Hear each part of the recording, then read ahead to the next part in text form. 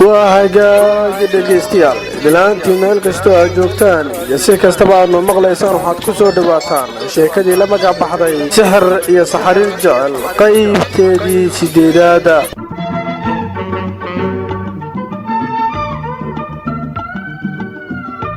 dunyadan yaabay leedahay maxaa dhacay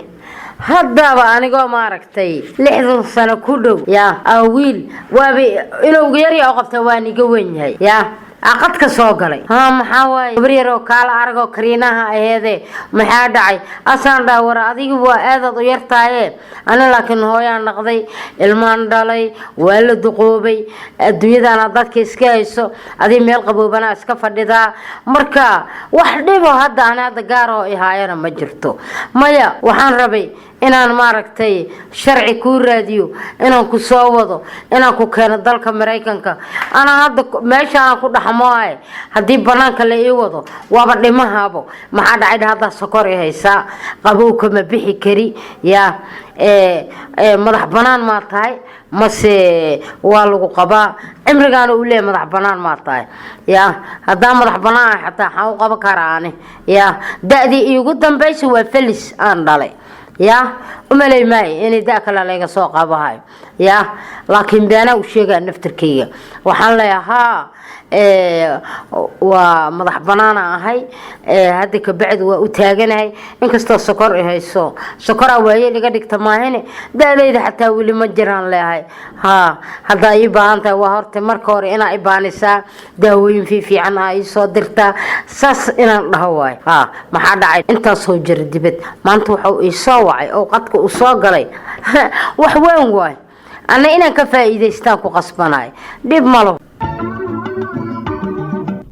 ogeysiis waxaa dhammaan la ogeysiinaya dadweynaha ku nool magaalada Muqdisho nawaaxigeeda in safar shaqo kadib magaalada dib ugu soo laabtay Sheekh Muniir oo xarun cusub ka furay kana shaqo bilaabi doona insha Allah xarunta cusub ee Shiiqa waxay wax ku daweynaysaa Quraanka Kariimka sunnaha nabiga dawadhireed casri ah Allah ayaa dawada haye xarunta Sheekh Muniir xanuunada ay daweynayso waxa kamid ah isha jinka sixirka xasadka shakiga umlisabiyaanka baawasiirka infectionka hurdalaanta walwalkii walbahaarka waswaaska himada ragga iyo dumarka iyo samboorka Sheekh Muniir wuxuu ka soo shaqeeyay magaalooyinka Boosaaso Hargeysa Garoowe Cadaade Kismaayo iyo Muqdisho oo haatan xarun cusub ka furay sheekha wuxuu muddo dheer la soo shaqeeyay Sheekh Cabdul Xaq xarumihiisa Boosaaso iyo Hargeysa Sheekh Muniir waxa uu xarun cusub ka furay magaalada Muqdisho wuxuuna ka guuray xaruntiisa hore xarunta cusub ayaa ku taala isgoyska warshadaha gaar ahaan xirgulwada agaarkeeda wixii macluumaad dheeraad ah kala xiriir eberli xal 3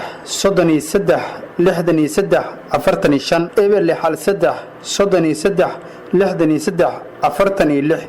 ama eberli xal 3 33 63 47 hadaba hor u gaara xarunta Sheekh Muniir ogeysiis deegaan voluntary hospital waxa uu ogeysiinayaa dhammaan bulshada Soomaaliyeed ee ku nool magaalada Muqdisho iyo nawaaxigeeda in isbitaalka si toos ah tan ay kaga howlgalayaan dhaqaatiirtii bulshada ay wada sugayeen sidoo kale isbitaalka waxa lagu soo kordhiyay qalab caafimaad oo tayo leh isbitaalka dhaqaatiirta ka howlgalaysa waxa kamid ah dhakhtarka cudurrada guud oo ka daweynaya dhiigkarka sokorta wadna xanuunka gaaska kaliya xanuunka gargaar degdeg ah 24 saac sidoo kale isbitaalka waxa ka howlgalaya dhakhtarka cudurrada cunaha dhagaha sanka iyo maqaarka sidoo kale isbitaalka waxa uu daweynayaa dadka waaweyn ee isku kaadshay sidoo kale caruurta isbitaalka qalabka casriga ee uu adeegsanayo waxa kamid ah kombiyuutarada urku jirta oo lagaga baarayo kaliya xanuunka kaadihaysta dhagaxaanta gala kaliyaha beerka xameetida mindhiciro xanuunka burobiyoodka minka qalloocma ugxaanta oo qaldoonta cudurrada sababa dhiciska sixidda bilaha ka qaldama hooyooyinka urka leh ekfishinka ku dhaca kaliyaha iyo kaadi mareenka dhalma la'aanta ee baadhalmahaye sidoo kale isbitaalka qalabka casriga ee uu adeegsanayo waxa kamid ah qalabka lagu baaro kolestaroolka qalabka lagu baaro hepatitis A hepatitis B hepatitis C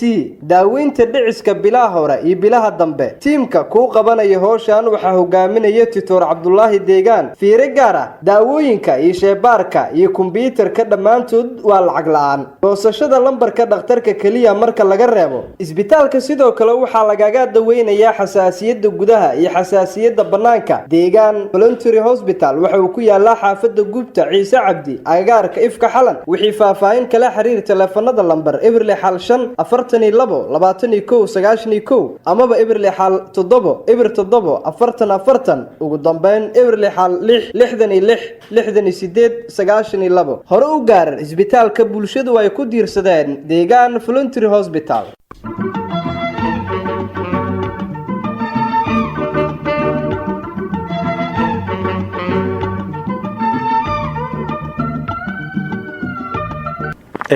maalmihii dambe ganacsiga haddaan fiiriyo wuxuu ku socdaa si dardar leh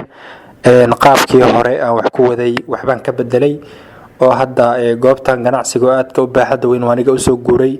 awal qol cariiri badan aan ku jiray oo cosmeticska iyo oo markay dadku imaadaan aad u mashquul badnaayo dadku meel ay kala istaagaan la weysanaa hadda waxaa ii muuqata in ganacsigeygu uu si fiican u anbaqaaday isla mar ahaantaana lugtii koowaad ganacsigeygu uu si fiican ku socdo haddana waxaan sugaa waa macaashka inkastoo 6 bil aan la gaarin markii 6 bil la gaaray kadib waxaan sameyn doonaa xisaab xir waxaan faa'iiday ama waxaan khasaaray waan ogaan doonaa boqolkiiba intaan faa'iiday inkastoo aan rajeynayo sanadkan in boqolkiiba 30 aan macaashi doono faa'iido doono isbedelo fara badanna way jiri doonaan oo inkastoo dad walaalay caawiyeen oo walaalay anigoo ganacsada waxaan jeclahay inaan la tartamo ganacsadayaasha waaweyn oo lacagta leh oo dekada wax ka soo dejiyo aadka dubay ugu xiran taasna waxaa keentay ganacsigaygu meel hoose aan ka bilaabay oo gaari gacanle aan soo noqday taakaba taako ayay qofka keentaa oo qof waxa arkaysa bac qafiif gadaya bac qafiif ka soo bilaabay isla markaana ganacsigiisu meel sare u gaaray anna hadda ilaahay waaba igu guuleeyay ma sha Allah waa wax ilaahay looga mahad celiyo meesha aan gaaray iyo kaalinta hadda aan taaganahay marka loo fiiriyo shalay meeshii aan joogay taasna waxaa mahad ugu sugnaatay marka kood waa in Allah mahad celiyo ka sokana waa in aan u mahad celiyo dadkii walaalaha ee garab qabtay oo saaxiibada qaarkood aan ahayn oo igu qalqaaliyay in aan meeshaan yegleelo oo aan iska dhaafo ganacsigii dhibka badnaa aan ku jiray maalmo hore walbana si wanaagsan ku socdo waa inaan maanta soo booqdo waaye yarkii aan madarka ahayn dulli waa inaan soo booqdo maanta yarka horta ayaanta waxa ku waay ganacsigii kulli meesha u furnay marka sida oo ninkaas ma u shaqeeyo waa inaan maanta u soo kurgalaa maanta aan soo ogaado la soo sheekaysta xaaladiisa iyo dukaankiisa waa kana waa inaan warhay Abdulli ina adeer war bismillah wal isbedel meesha alxamdulillah hada u fiicanahay iyo raadiga sata alxamdulillah ku fiicanahay aad baan u fiicanahay iyaga sheekay dukaankan u jeeday aad baan u camirtay ma sha Allah nin waxa taa oo active ah iyo warantay wax ku marayaan xaaladaada ma sha Allah niyow aad u fiicanahay xaaladeeda marka kood waa iska caadi marka labaadna waa sida aad sheegtay isbedel weyn ay ugu soo kordhayo isbedel weyn ay ugu soo kordhaniyo isbedeladaas oo aniga aan isku dayay in aan isbedel sameeyo way ii suurtagalay ilaahana uga mahad celinayaa wax kastoo isbedelay iyo sida ay isku bedeleen ma sha Allah niyaho waa markii aan ku keenay lacagtan aan ka soo qaaday dibadda ka soo dalaabtii aan soo raray waa dhameysay waa gaday ma sha Allah waa bixisay haddana alaab kale soo dhiyay waa bixisay niyaho ganacsi kale gadiska saa hawsha wada horta si fiican waaye aad aan ugu boy marka waxa iga warantaa suuqa dhaqaaqis kulliba markaas waan soo adeega badeecada waa dhamaysaa marka waxa iga warantaa suuqa miya sidaas macnaa suuqa ma ku dhex bixisaa mise waxa jira alaabta waa gobolada u dhufiga niyo horta qaabo fara badan u shaqeynaa haddaan ku sharx qaabka u shaqeeyo waxa keenay isbedelkan goobtan ku shaqeeyo goob suuqeedu uu fiican yahay oo dadku badanaa meelo fara badan oo degmooyinka ay ka yimaadaan oo xilli walba ay jam ay tahay oo inkastoo mararka qaar keligii maba shaqeeyo dad badan ay caawiyo saaxiibadaya oo aan wax isla barano qaarkood saaxiibo aan nahay ay caawiyo marka qaabkan u shaqeyno waa qaabkaas marka waxaa keentay in qaab jumla xitaa waa u bixiyaa tafaariiqna waa u bixiyaa saasa keentay in ganacsiga uu noqdo mid guuleysta ma sha Allah Abdulli waa ku ogay inaad nin fiican tahay in waa ogay oo shaqaysanaysid waxaan ku imaaday wax kale ma waa ogtahay aniga inta badan anaa soo adeega oo dhammaan adduunka meesha rabaan ka maraan waa taqaanaa baasaboorkiga marka sida ganacsiyada ay macnaha family ku leeyihiin Soomaaliya ku leeyihiin dhamaanba anaa soo dajisay ogtahay marka waxaan ku imaaday in maanta aan ku sheego in lacagii adii solafiya soo xareysay in aan ku soo adeegaan rabaa hadda waa bix rabaa safar u soo dhow waxa rabaa inaan China u duulo rabaa marka kulleyba waa inaad adna u diyaar garowdaa maadaama aad tahay nin oo badeecada gacanta ku hayo waxaan kaa rabaa in muxuu ahaaye aad lacagtii wixii isku aadisid lacagtii taalay wixii akoomada ku jiray aad soo bixisid anna markaas aad akoonka ku wareejisid si aan anu soo adeego bishaan inta dhexdeeda insha allah aan raba inaan adeegaas aan soo dejiyo oo muxuu ahaay oo adeeg kusoo gaaro marka kulleyba familiga iyo macnaha sidoo kale kulleyba meeshaan aad horta ganacsi u socda saan u jeedo marka waxaan rabaa in muxuu ahaay saa ii sheegtana war ay soo gaarna waxaa maqlay inaad rabtid inaad furtid qayb kale oo ii sheeg ah oo dhisme inaad furtaa rabto maadaama ay cosmetics tahay aad iyo aad qaybta maadaama cosmetics tahay oo inkastoo aan isku dari karin qalab dhisme iyo cosmetics aysan isqusayn waxaan dabcay inaan qayb kale ku daro cosmetics aan iraahdo qayb kale qalabka dhismaha la xiriirta okay dhimalaha waa arrin fiican waaye hadda waxaa samaynaysaa wixii la kulleyba adaa ah nin wadanka jooga oo suuqa ku dhex jira ah waxa loo baahan yahay waa ogtahay adaa aqoon badan marka waxaan ka rabaa dhammaan dalabaadka dhan wax alla wixii loo baahan yahay suuqaas ka soconaya oo aad socodsiin kartid in aad ilis gelisid oo muxuu ahaay aad waraaq igu qortid ii diyaarisid si marka xagga aan tago aan ay macnaha ay u fudaato hawshaas qabashadii ugu fudaato marka waxaan hadda ka sugaa waxa waaye waa inaad isku ka diyaarisid barnaamijyadas ay habaysid marka kulleyba shaqo fiican waa haysaa maasha allah kulleyba adeeryaal iyo aad ku soo hambalyeynayeen adeerka hadda Canada degan si gooni oo macnaha wuxuu soo waqti soo wacay oo soo telefoon gareeyay marka wuxuu si gooni oo ku bogaadinayay qaabka shaqada aweysid marka Cabdulla uniyo saas waaye diyaar garow insha Allah waa diyaar garoobaya waa kaga mahad celinaya qaabka aad ii soo booqatay oo aad u soo kormeertay goobtan sida ay tahay haddana wax allaala wixii ka qanciya meeshaas kala dhaxbax oo hadda aad si aad maadaama cosmetics aan iibiyo barfuun iyo كريم waxa u baahan tahay هذه u baahan maadaama barfuun kuliba mid kala qaadanaya ma sha Allah aad u caraf badan yahay okay marka waa isma dhaf ha baa kana kan mid kan qaado waa ma san tahay marka saas samay marka samay dadaal insha Allah hadda ka sii taga qolay soo xiriireyna lambarka kii eber 3 dunbay ma kaasan ka soo wacaya waa isla xiriireyna ganacsigeyguna qaabka u socdana ku soo sheegi doona mar walba ana kaga soo warbixin doona in badan maanta way soo gaartay hadda mar anoo Jarmalka jooga ayaan dhacaasa maanta ay soo gaarto family soo gaarsiin marka leeyahay waa ma san tahay Cabdulle marka kulay soo dhaafno hadda waxa ku diidashaa in ay diyaarsid waxa wixii loo baahan yahay dalba wixii email kan kugu soo diray okay ay saaxiibay waa masan wallahi saak ilaahay wuu soo nabad gacshay alxamdulillah gabadhii ansal ahayd inaan jecelkayga u sheegto sababtoo ah waayahan aniga iyada ismaanan maqal ismaan arkin wanaag iyo waliba farxsanaanta naga dhaxayso waxaan aad loo soo koobi karin numberkii waatiyan u qoray in badan aan sheekeysano wallahi kadib ma is celin karo oo wax walba aan qabo inaan u sheegtaa sababtoo ah waxaan u qabaa wuxuu yahay waxaan aan la soo koobi karin jecelkayga inaan u sheegto waaye waan iraahdaa waan ku jeclahay walaalay oo dhinacaan kaaga maarmo ma lahano nafteeda ku baahan inaan iraahdo waay hadii kale waxa waaye dhibkaan iyo dhibaatadan aan maraayo waan dhasii murugoonaya dhibaato kale uu iigeysana jecelka siga dhibaato socota hadda waxa waaye in aan gurigeedu ugu tago waaye saaka guriga hawshiisa waa igu badato saaka u shaqeynay ilaa al'aankan naagta xitaa dabeecada guriga nagu joogto shaqaalihi xitaa waan buriye sa u shaqeynay waa badaalo waa hadda inaan ka nastaa shaqadan oo aan ku raacdaa kadibna aan seexda oo aan nastaa guriga waa kana waa imaaday irid aan ku kuweebal yaanu soo gargaraaca xilligan bala okay yaa waay ana waay bay anzali furbal soo gudub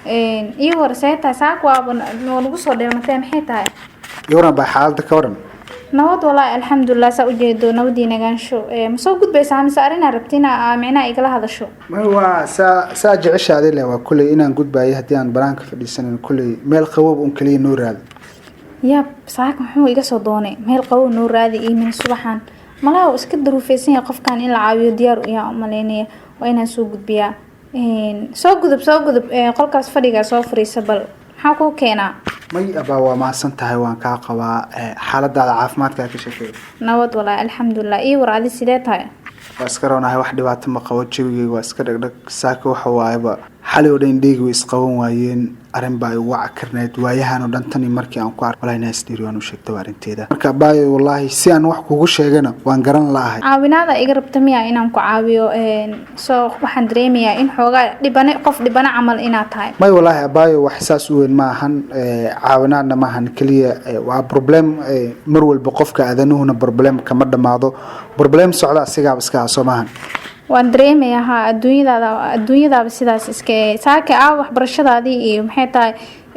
waaba igu soo dheelmata Soomaa markaan ku arko waaba kaanax waxaas la maxaa daran oo maanta saaka oo sidaan ugu soo baxay gurigaaga hadan kuugu imaaday wallahi waa wax jirmo inaan ayada aan u dhimanayo oo nafteeda u baahan tahay ma ogaba iyaduna waxay leedahay ba waxbarashadeeda culayska ka weyn oo haysto waa midda ayada dhankeeda iga haysato inaan isbiimeeyo nafteeda aan biimeeyo aan u sheegto waay abaayo horta soo dhawaaw aniga adiga waxaan ahay dad saaxiib ah walaalo ah in muddaana wada sheekeysanayay oo in muddaa wada socday saacadba saacad ka dambaysa waqtiba waqti ka dambeeya daqiiqadba daqiiqad ka dambaysa nafteedu waxay noqotay mid mar walba murugta ku sii zaa'ida marka ilaahay iminka qaab aan u maareeyo oo aan nafteedu ku xalay waan waayay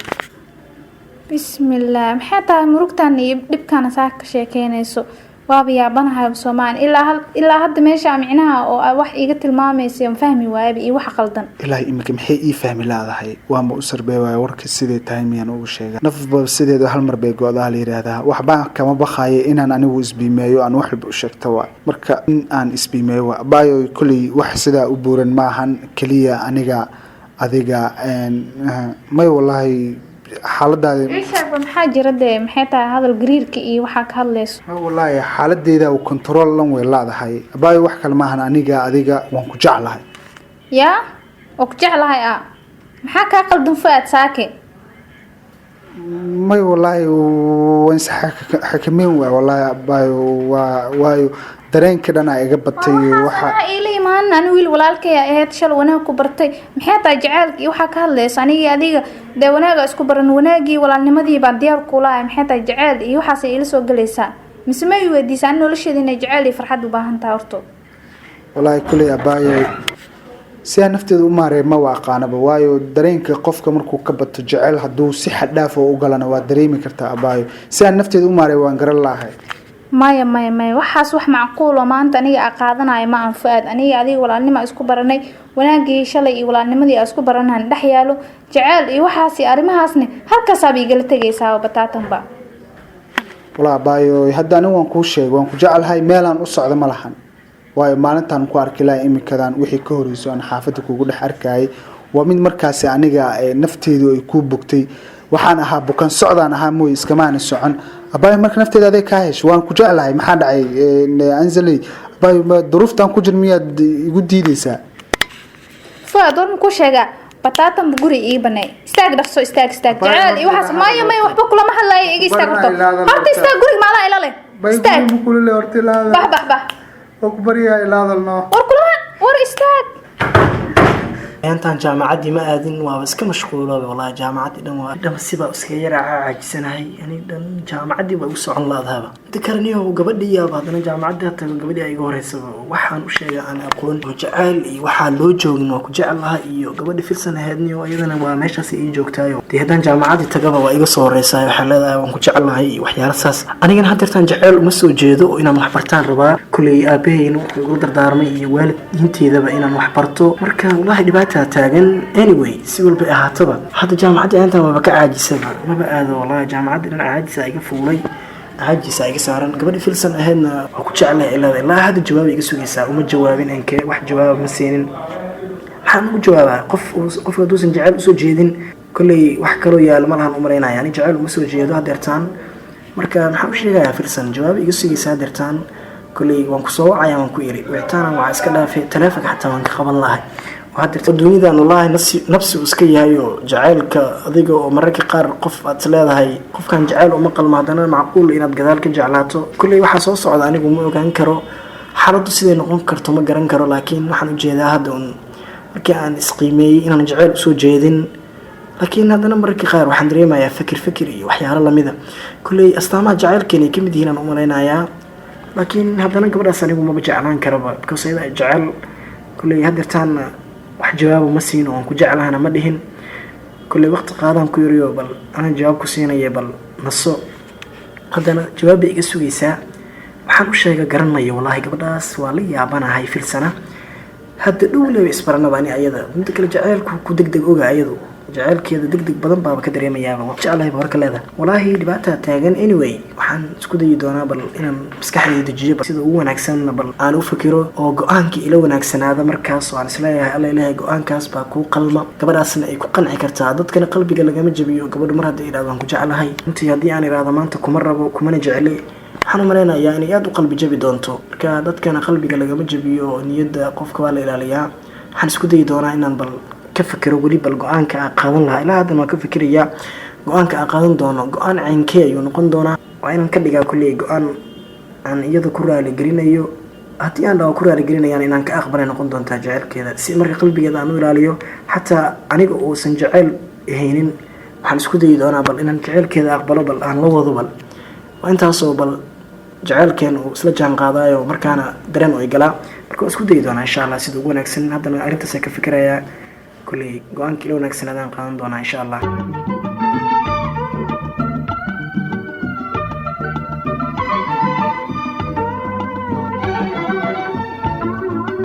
الإرشاد هربل ميديسين دمان دوينها سوماليات كل مقالة مقدشين واحد وحا لو جيسينيا إن لفري حرونتا الإرشاد هربل ميديسين أو قال دكتور عبد الرحمن دكتور كايا كنت تخصصي عذرك الآه لما الآن ترجع يدمركا الله أوت كبحشاء إنفكشن كرجع يدمركا باوسيرك أو هب عسري أهل جد وين يو عاد وراركا السبيانكا دبر حنونكا حوجين ترجع ماذا كرو قايد وحانت دمركا حرونتا وحاسدو كرات كيليسا سليد تماه ديريسا صابونتا بابيسا فنانك وجيغا iyo kareemo soo celiya bilicda wajiga runta al-irshad herbal medicine waxay ku taala intuu dhaxaysa isgooska bakaaraha iyo wadada Bangaria waxayna ku dhagan tahay Somali Sports wixii faahfaahin kale xiriir ebil lixal 4 38 67 38 ama ebil lixal 67 89 39 ebil lixal 8 96 ebil 2 ebil 2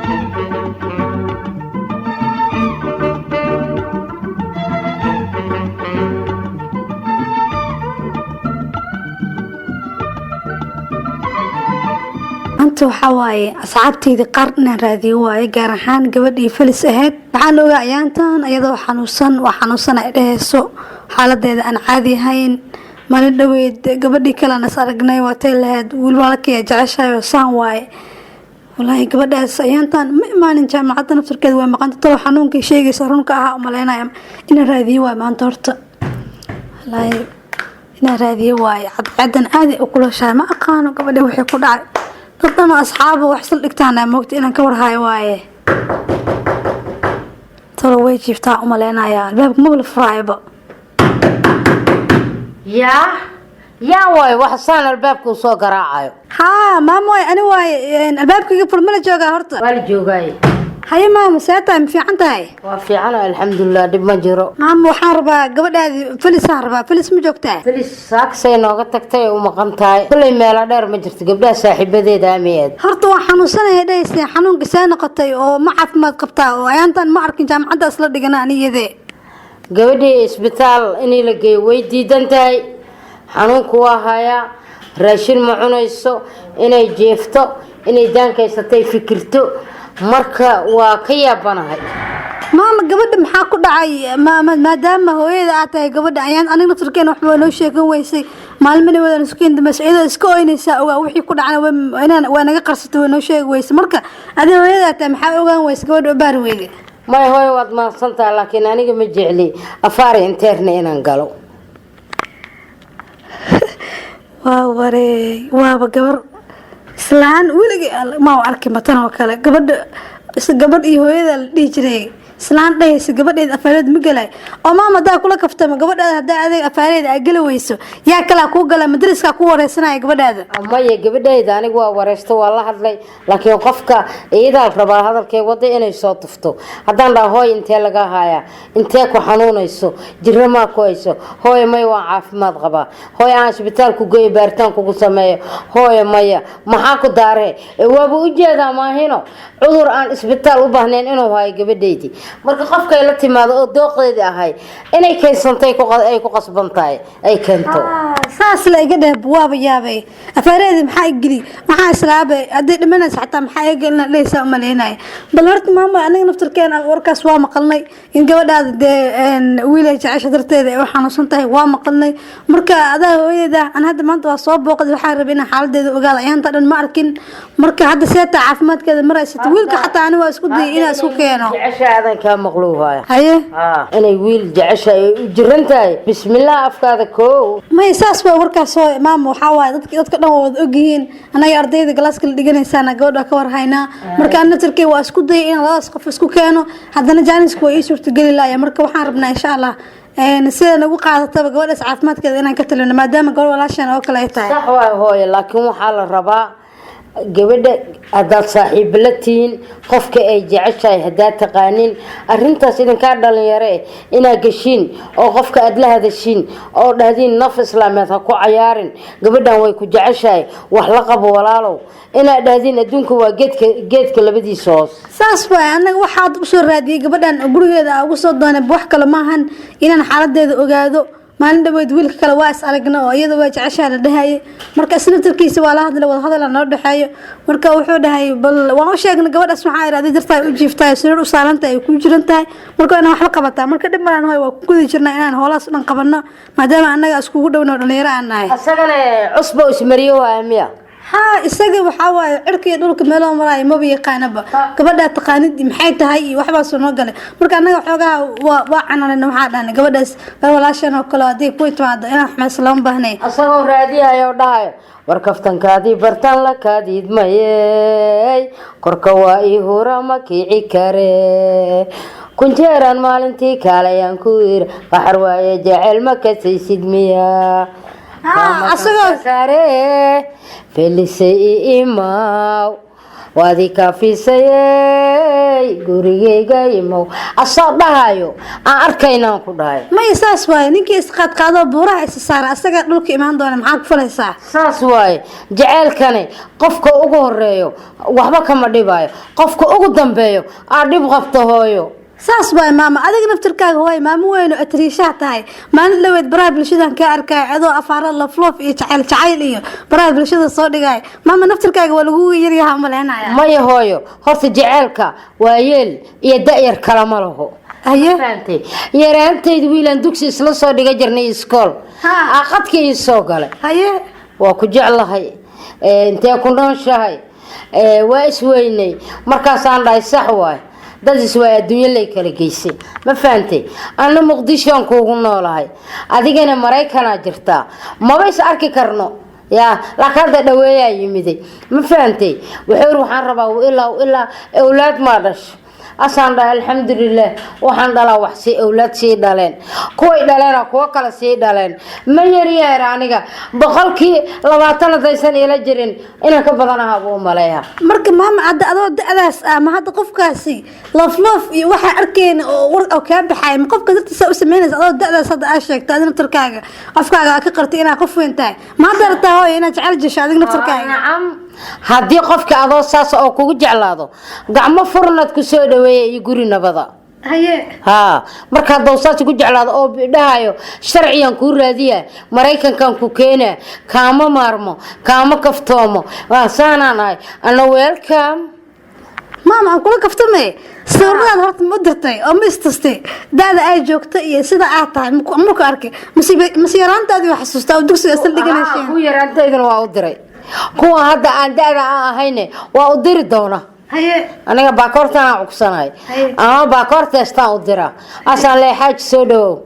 hadda waxaa laga yaabaa mataqaanaa inuu ogeyn in hadda baakoor aa ku socoto adiga oo sariirta aad jiifto oo socon karin xitaa inaan kursiga ku fadhiyaa wuxuu ii maleeyaa hadda islaan khatara hadda dugsiga isla dhiganaysa inuu xasuustaa oo soo xasuusaa oo nacashka isla cayaari jirnay hadda waxaas anigu waan ka duqoobay laakiin hadda jecel hadda ii soo bandhigta asbiga ma yaree daadaasoo ula jiraahe waa soo dhaweeyha waxaan ugu xilaa ma aroosi leene maraykan oo jira lacagta micno la'aanta inuu ii soo diraan rabaa oo maraykanka uu ku geeyo halkaasna aad iskaga nafisto aniga inuu wado rabaa laakiin anigu waxaan jeclaa inuu lacag ii soo diro kasta yarto qadada ka rabtaa ha alla maxay maamada aqli badan tahay iyadoo da-daasoo 120 sano jira dhehaysa ilaa haddaan jecel jilayaa gabadheedana halkaas ku weyeysaa alla ma iska warhayaanba iyada gabadheeda waxaa tiri gabadheeda iyada iska moorhayaan waa sax iska moorhay karno gabadheedu waa qof ikhtiyaari haday timaado ii sheekay hooyo macaan maxaa ku daran maxaan ku qabtaa ay leedahay anigana dooqan leeyahay hooyo ahay jecelka maaragtay maxaa ii diiday inaan qof jeclaado ama ay jeclaato maxaa ii diiday waa yaab waaba famil iyagoo dhanba jacayl la wada jiran oo sariir la wada saaran haddana yaa idin garqaaday marka waa yahay nabadoo yaa idinka noqonaya waa naloo garqaado jacayl iyo wadaanan wax noo garqaado weymayno haye bal waa yaabay adiga haddaan xoogaa ku control naftirkaaga aniga oo maxaa iga muuqda aniga qof caadi oo socdo oo meerkiisa taam yahay maxaa iga qaldan anaga maxaa meerka naga qaaday maya dee gabadhin halka ayada ku barooranaysa ujeedan haddana adiga ujeedaayo saa u waalanaya jacayl baa haye saan ku haye saaro war baan kuu sheegayaa haye maam excuse me iridiiga bax